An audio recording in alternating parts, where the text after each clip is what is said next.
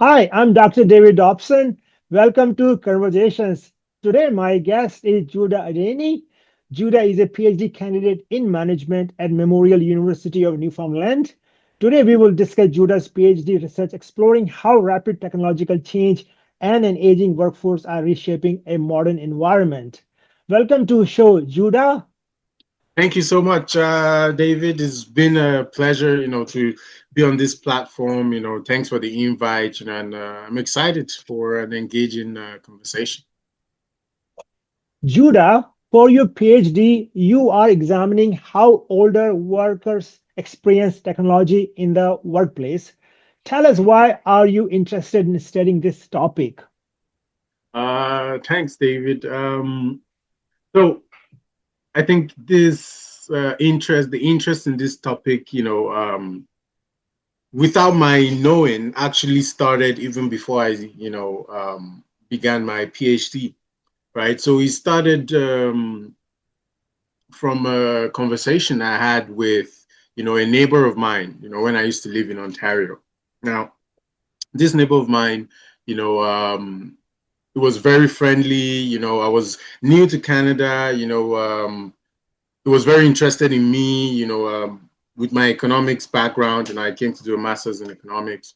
So we usually would have chats. Anytime maybe it was mowing the lawn or things like that, right?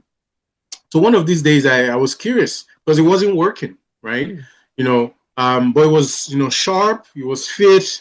So I was wondering why, it wasn't working. So I asked him, if you don't mind me asking, why aren't you working? And it was nice. So, he was retired. He then told me about how, you know, he started working right after college. I think it was about 22 years, and he was a stockbroker, right? Hmm.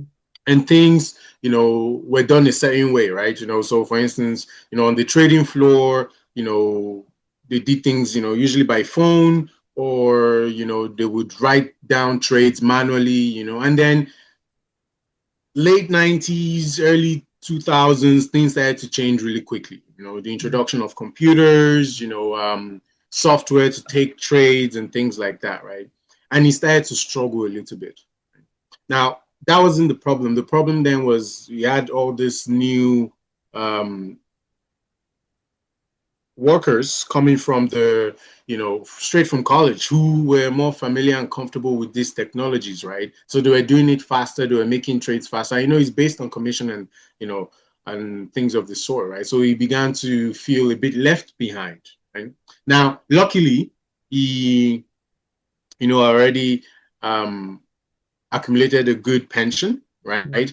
Hmm. He was sitting on a good property, So, it was like, what's the point of all of this, right? So he decided to retire, right? I think at the time when we had this conversation, I think around 2017, 2018, must have been 62. And at that time, he said he had retired 5 years Hmm. prior. So Wow. he retired around 57, 58, right? That was jarring to me, especially for someone who was so fit and Hmm. strong and, but that stayed with me. Now, Hmm. fast forward to my PhD, I think about 2 years into my PhD, I got this Hmm. amazing Hmm. opportunity to work on this Hmm. project that looked at, technological transformation in Newfoundland and Labrador, right?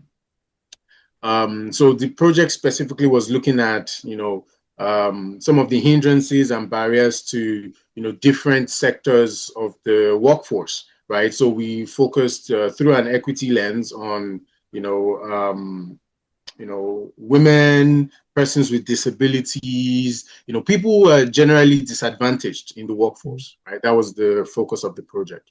Now, Hmm. I was, I was, understandably, I guess I Hmm. delved into that project, but at the same time, I had to work on my PhD thesis, right? So I had to carve out, part of that, project for my thesis. And then, that story of that, older Hmm. gentleman, came, I was like, you Hmm. know what? I want Hmm. to actually look into, some of the issues that older workers are facing in Hmm. the workforce and some of the Mm. barriers and, opportunities that, Yeah. come as a result of this rapid technological change that we're experiencing.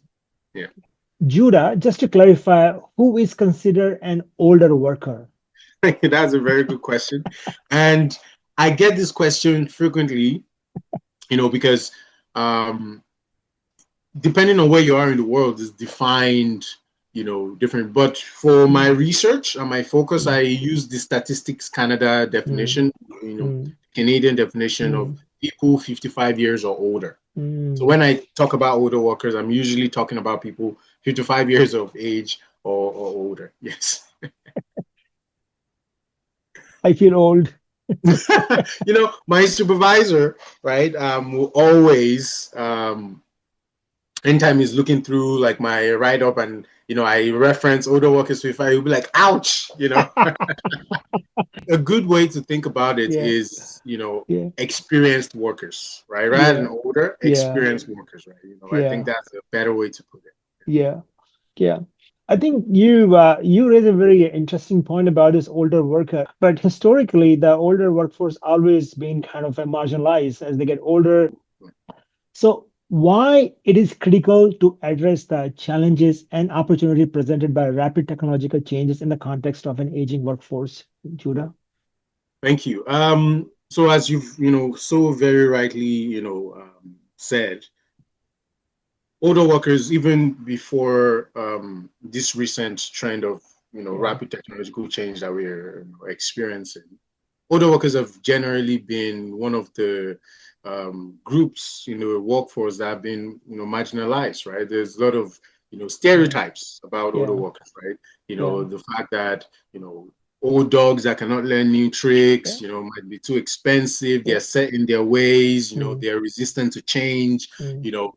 Um, so even without technological change, right, or these rapid Mm. changes that we're experiencing, Mm. they've been, facing um, disadvantages, right? I think there was AARP, which is the as a American Association for Retired Persons, but Mm. they also work with older workers, people generally 50 plus older. They had Mm. this study, I think, in 2021 or 2022, where they people who participated in the study, about 80% of them said they had either experienced or witnessed age discrimination in the Mm. workplace, right? And it's something that is so subtle, right? Because Mm. again, there are laws Mm. protecting older workers, right? You can, even I think during interviews, you can't ask for people's ages, right? So although there are laws, there's still, this subtle, covert discriminations happening in the workplace, ageist, policies, that go under the radar, right?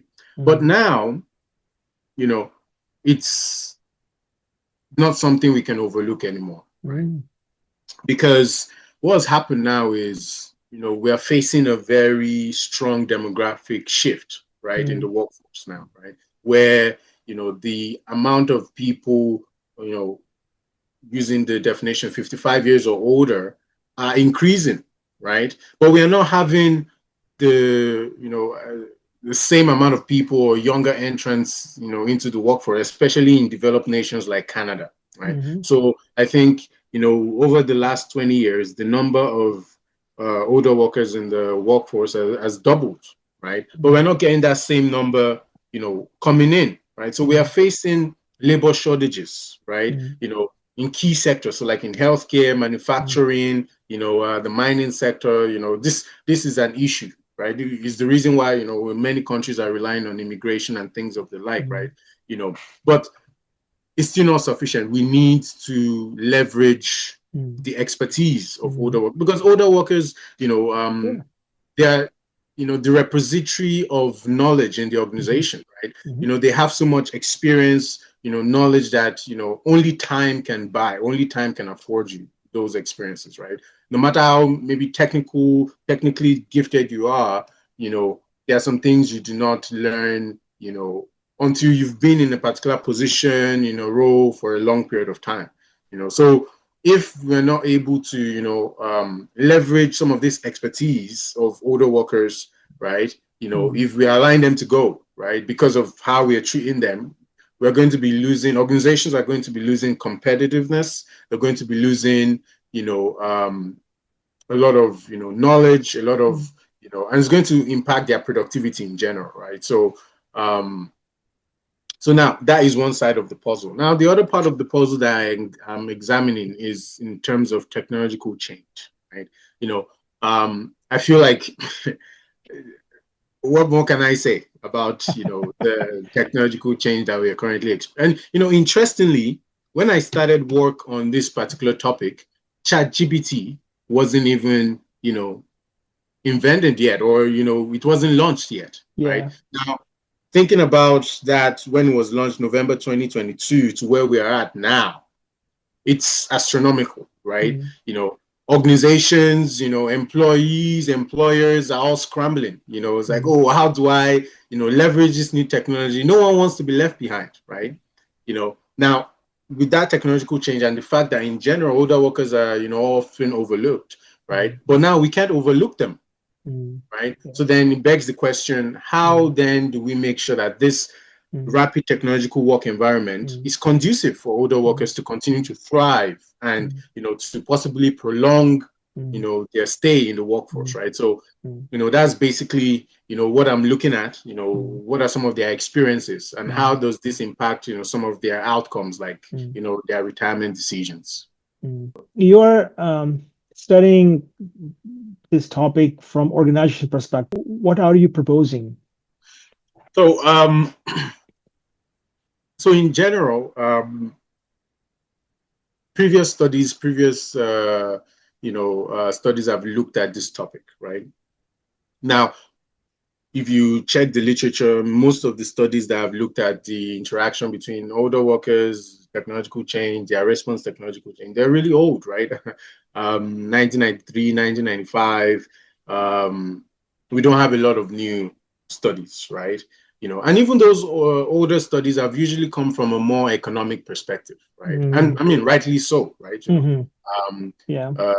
One of the perspectives that have usually been used is the human capital theory, right? Which basically, says that, individuals look at their, work life or, the needs to train or educate themselves as an investment, right? Now, they will only, invest in training, education, if they see that the return on that investment is worth it, right? So generally, they would, previous research has, said that, older workers will only, invest in technological training, reskilling, upskilling, if they see that the investment is worth it, right? So that's usually the angle that is being taken in terms of the interaction between technology and older workers, right? But something important that, again, back to the conversation I had with that older gentleman, his issue generally wasn't that he didn't, because again, he had time, right? At the time we tried, I would say he was about 57. So he had time, right? To still say if it was about training, he had time to, get the training and still be able to increase his income. And so it wasn't an economic decision, right? It was more of a psychological decision. He felt, burnt out. He felt that, he wasn't able to keep up, so he felt that his workability, was impacted. He felt he couldn't keep up with the demands of his job, right? That was, the driver behind his decision to retire, not necessarily because he didn't feel like he could make any return on any training he was going to get, right? So then that kind of led to my, grounding of my research, right? So I, instead of looking at it from an economic perspective, I look at it from a more psychological perspective, right?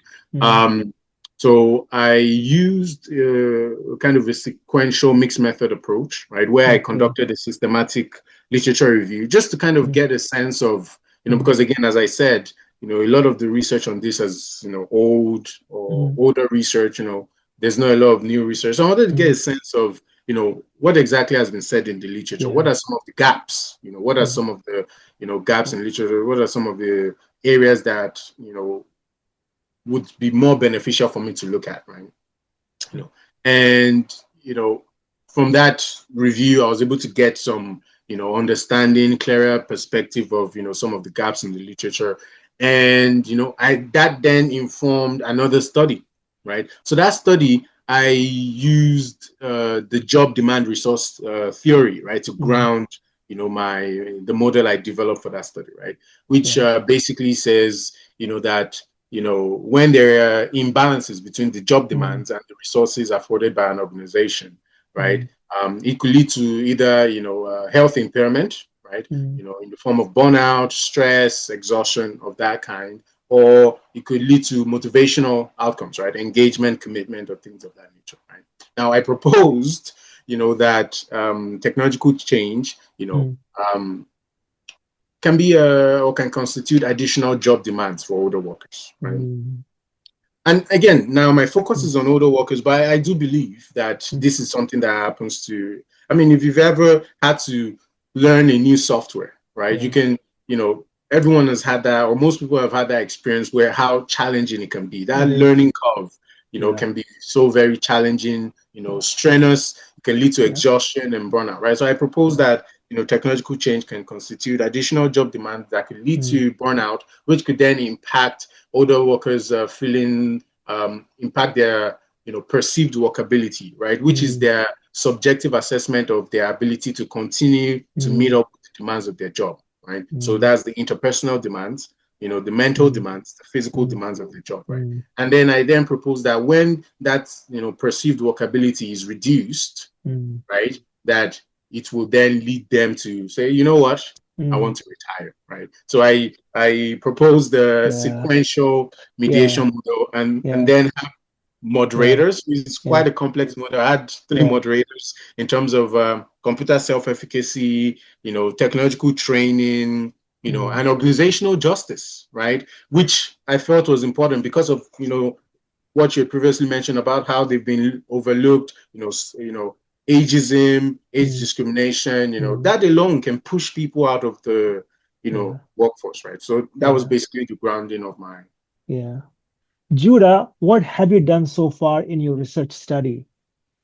So, so far in terms of the studies I set out to do, those are complete, right? Yeah. So I set out to do the first study, which was a systematic literature review, Mm. where, I was able to map out, the current state of the literature, you Mm. know, I was also able to, based on, my findings, I was able to develop, a conceptual framework to better understand older workers, experiences with technology. So I was able to devise, based on the current literature, the antecedents, right? The Mm. individual level factors impacting that, their experiences with technology and the organizational level factors as well. And then I was able, to also, examine those outcomes, the outcomes of the Mm. interactions between the individual level factors and the Mm. organizational level factors, right? Mm.